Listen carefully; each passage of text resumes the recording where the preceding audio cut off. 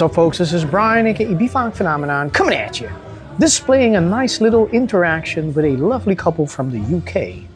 Here we have Libany and Natasha teaming up during a week's stay visiting various hotspots in the Dutch roller skating community. And this video was shot at our residence in March 2025, and I took the opportunity to record the process of how to learn something fresh, adapt to circumstances, and how little mistakes can be an inspiration to improve or change a technique or sequence, or perhaps be a spark to new ideas. So this exercise is what I refer to as square framing, and it's a 4-count pattern, and of course in typical Soulful fitness fashion, it's bilateral. In this case that means we go to the left and to the right, or to put it more accurately, we move clockwise and counterclockwise.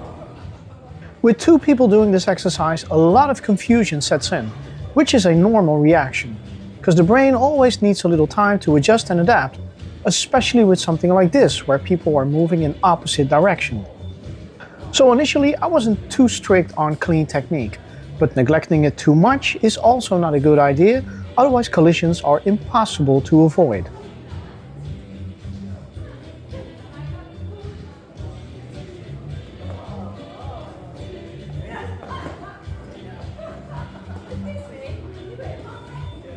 A basic practice element within this square framing exercise is how to intercept your own flow in order to change direction and go the other way. Because of the fact that these are both experienced and skillful skaters, I choose not to visually exemplify the goal too much, but rather have them figure out by trying and feeling, and sparring a little bit with themselves and each other to eventually flow through the movement. This method will ingrain the exercise better and deeper into their system, rather than sticking to the limitations of copying on sight. By going through a significant amount of repetitions, they are able to fine-tune their technique and work on maintaining appropriate distance. This puts their proprioceptive system in maximum overdrive. I'm staying on the sideline, keeping my involvement at a minimum to allow them to shape their groove and only give out cues when it is absolutely necessary. In this stage, there is no body or head rotation along the longitudinal body axis, so getting dizzy doesn't come into play yet, as long as nobody turns around.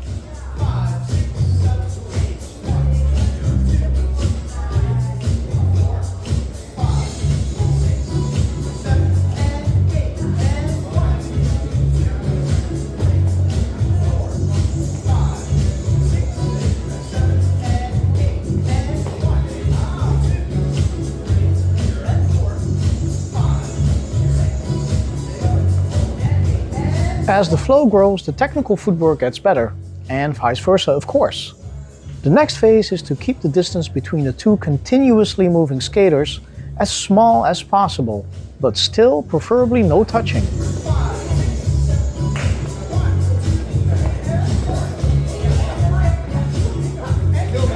To keep the distance small, you can obviously try moving closer to each other, of course.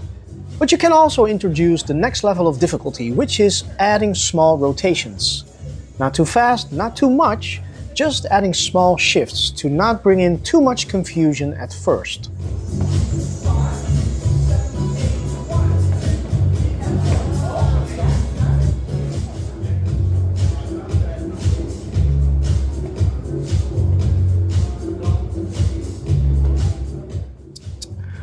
So these are the basics of square framing. And although you can do this perfectly on your own and go through all the various levels, with two people or perhaps even more, it all makes more sense. With multiple people participating, you can really experience the effects of moving small, fast, slow, wide, how important upper body engagement is, and feel the difference between accurate precision skating and sloppy moving around. There is a lot more to this exercise in terms of levels and technical details. If you want to find out more, well, you know where to find me or all the good stuff that I'm publishing. Thank you Libany and Natasha for joining our training sessions and allowing me to work with you. I had a blast.